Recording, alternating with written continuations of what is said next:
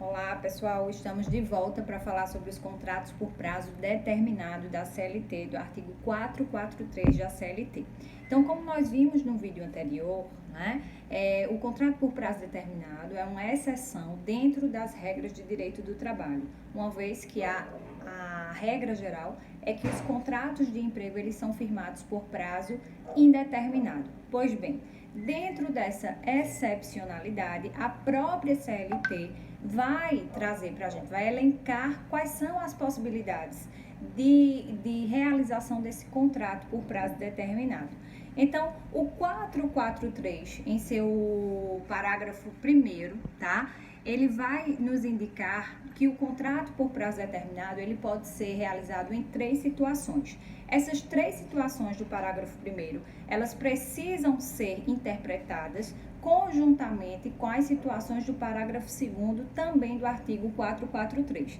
Então, o 443 da CLT indica que o contrato individual de trabalho poderá ser acordado tácito ou expressamente, verbalmente ou por escrito, por prazo determinado ou indeterminado, ou para prestação de trabalho intermitente. Parágrafo 1º. Considera-se como de prazo determinado o contrato de trabalho cuja vigência depende de termo prefixado ou da execução de serviços especificados ou ainda da realização de certos acontecimentos suscetíveis de previsão aproximada. Então, percebam que nós temos 3 hipóteses em que a CLT autoriza a realização dos contratos por prazo determinado, que é quando aquele serviço tem um termo prefixado, tá? Ou seja, quando se sabe exatamente a necessidade de duração daquela contratação. Segundo, para a execução de serviços específicos, dentro de uma empresa. E terceiro, para a realização de certos acontecimentos sucessíveis de previsão aproximada. Ou seja, eu posso realizar um contrato de emprego por prazo determinado quando eu tenho a noção exata da duração, daquela necessidade transitória dentro da minha empresa, ou quando, apesar de não ter essa noção exata da duração da necessidade, eu tenho uma previsão aproximada. Imagina os hospitais nesse momento de pandemia, A gente não tem como saber exatamente quanto tempo vai durar a pandemia e quanto tempo vai perdurar a necessidade de um reforço na equipe, na equipe dos profissionais de saúde dentro desses hospitais. Então, é possível que esses hospitais eles contratem profissionais de saúde por prazo determinado para atender essa demanda excepcional, que é uma demanda que vai ser sazonal, A pandemia vai passar e a necessidade de um reforço nos quadros de funcionários daquele hospital também vai cessar. Então, apesar de não se saber exatamente o tempo de duração, mas eu tenho uma previsão aproximada dessa duração. Seria uma hipótese que eu poderia fazer um contrato por prazo determinado, tá?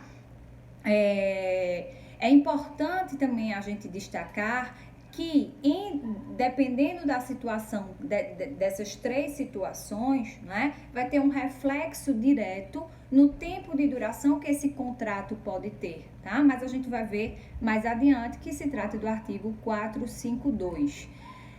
No parágrafo 2º, que é exatamente aquele parágrafo que eu disse a vocês que vocês precisam conjugar, ou seja, para que a gente possa analisar se aquela situação ela autoriza a realização de um contrato por prazo determinado ou não, a gente precisa verificar essas situações do parágrafo 1º, mas a gente precisa conjugar essas situações do parágrafo 1º com as situações do parágrafo 2º, que traz de forma mais especificada quais as situações, quais as hipóteses, de fato, que eu posso realizar essas contratações por prazo determinado.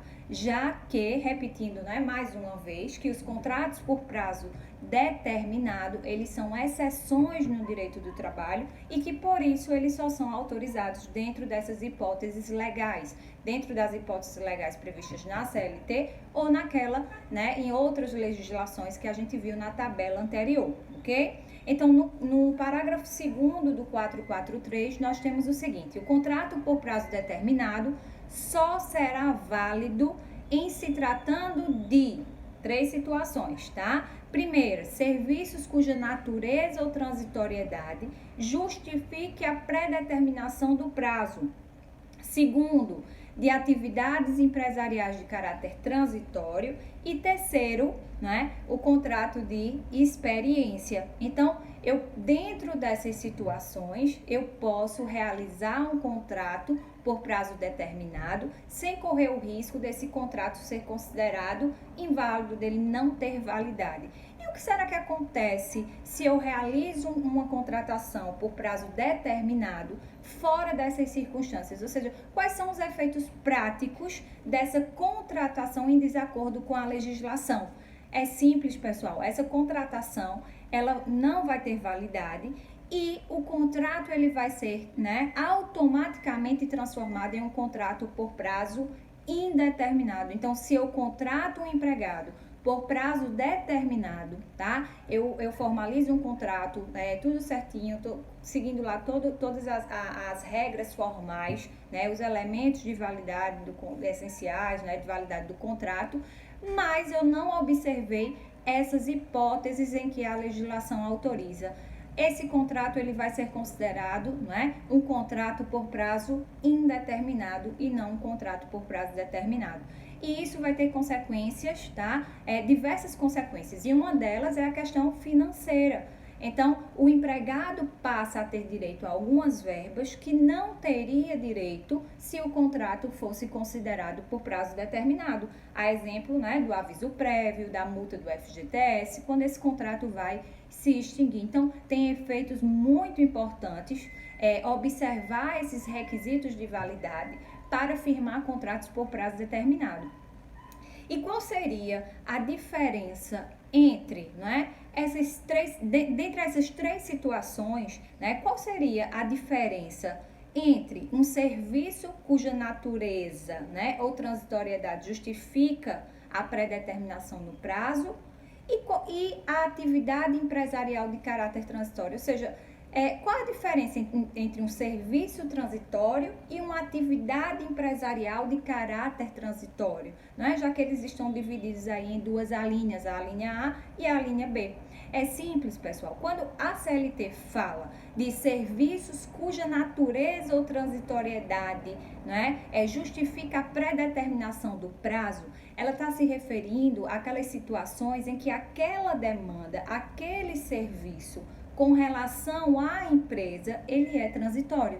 Já quando ela fala em serviços, né, atividades empresariais de caráter transitório, ela está se referindo que não apenas a atividade, a demanda é transitória, mas a própria empresa, ela é transitória. Isso não é comum acontecer, mas a diferença, né, através de um exemplo, seria